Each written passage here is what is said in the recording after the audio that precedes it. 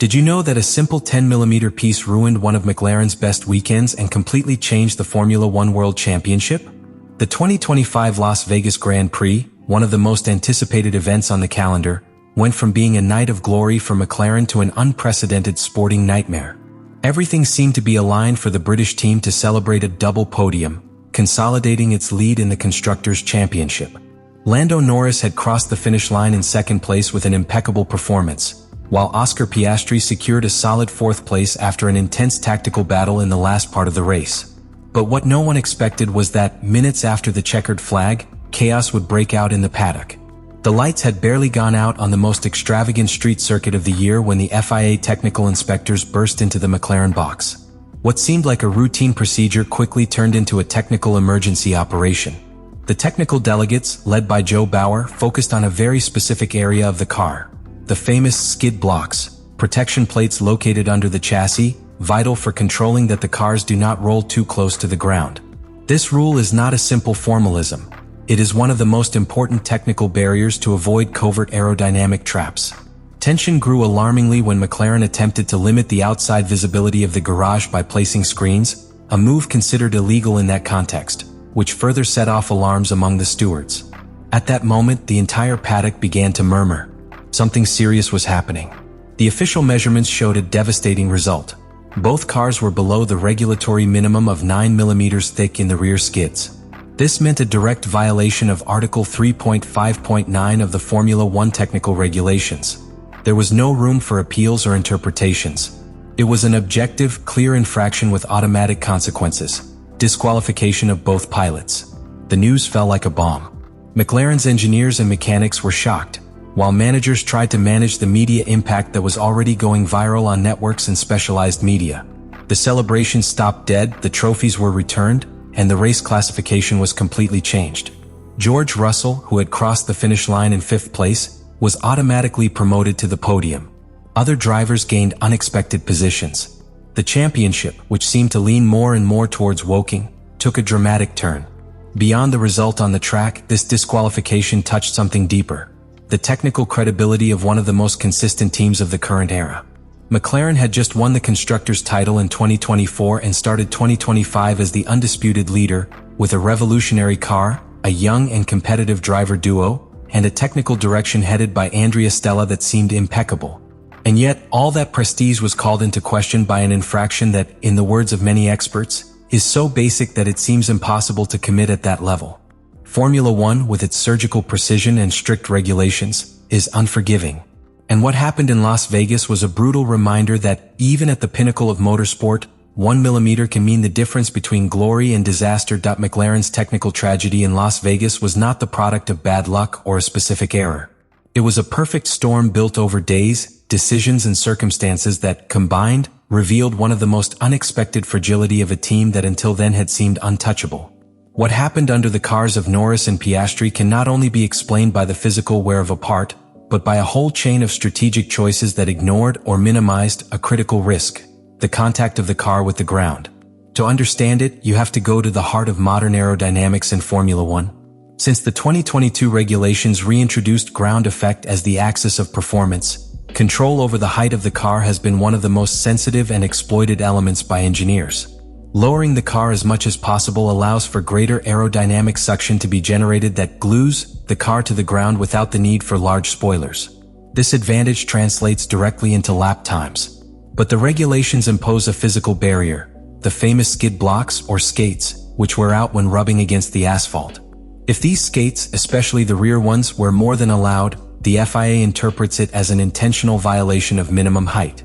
And that's exactly what happened with the MCL 39. McLaren, obsessed with regaining straight speed against Red Bull and Ferrari, configured its cars with an extremely low ride height. The goal was to maximize ground effect and reduce drag, sacrificing some comfort over bumps on the circuit. But Las Vegas is not a normal circuit. It is a brutally irregular urban layout, with poorly leveled street asphalt, bounces, undulations, and violently unstable braking zones. A track designed more for spectacle than for technical consistency. The result: accelerated wear, invisible during the race, but fatal when undergoing post-race scrutiny. Furthermore, the MCL 39 was developed under a very aggressive technical concept: especially on the front axle, with an extreme anti-dive type suspension geometry. This means that, when braking, the car reduces its vertical inclination, preventing the front end from sinking. The problem is that this design, combined with a softer rear end, transfers more load and pressure to the rear skids, the very ones that ended up below the legal limit. McLaren knew it. Already in 2024 they had had similar problems, although without sanctions, and they worked throughout the preseason to reinforce that area of the car. But in Las Vegas, they weren't conservative enough. Another key point was the recent ban by the FIA on the use of satellite skid blocks, small additional protection elements that some teams use to prevent wear of the main plate. This technical directive came into effect just a week before the Grand Prix, and was driven, paradoxically, by a complaint from Red Bull. McLaren, which had never used this solution, saw its protection options reduced without fundamentally modifying its low-height concept. For many, that directive was the first domino to fall in the chain that led to disqualification. And as if all this wasn't enough, the race strategy didn't help either. In the final laps, Norris was forced to save fuel extremely. This changed the behavior of the car, forcing it to brake earlier and longer, modifying the weight distribution and increasing the contact of the car with the asphalt in unexpected areas. That unexpected dynamic could have been the final blow to the rear skates. In short, McLaren was not a victim of chance. He was a victim of his own technical commitment, of his confidence in a design that did not forgive even a miscalculation. In a sport where precision is measured in millimeters and milliseconds, what happened in Las Vegas is a chilling reminder that even the best can fall for not anticipating a variable, for not adjusting a piece in time, for not thinking that a circuit of lights and casinos could hide the biggest trap of the year. The shadow that fell on McLaren after the 2025 Las Vegas Grand Prix goes far beyond a simple technical penalty. It is a silent earthquake that affects the very pulse of the 2025 championship and that opens the door to political maneuvers that will shape the rest of the season. From the moment the FIA technicians detected that both British team cars had exceeded the minimum wear limit allowed on the rear skids by less than 9 mm as stipulated in Article 3.5.9e of the technical regulations, the domino effect was activated. The track results that until seconds before were celebrated as a double success, a second place for Lando Norris and a fourth for Oscar Piastri, began to creak under the threat of disqualification. The key here is not only what will happen with that specific result, but how this file reopens the fight for the drivers' and constructors' titles.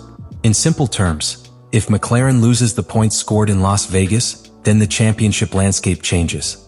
According to specialized sources, in that scenario, Max Verstappen, winner of the race, would see his distance from Norris cut to just 24 points, and would be tied with Piastri in second place. For McLaren, which had arrived in Las Vegas with a large lead and a season that seemed on track, this represents a brutal break. At the team level, the impact is twofold. On the one hand, there is the blow of authority. A team that leads the championship and that has historically been synonymous with reliability loses technical credibility in one fell swoop.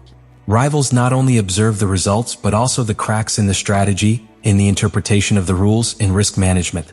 On the other hand, a source of tension opens internally.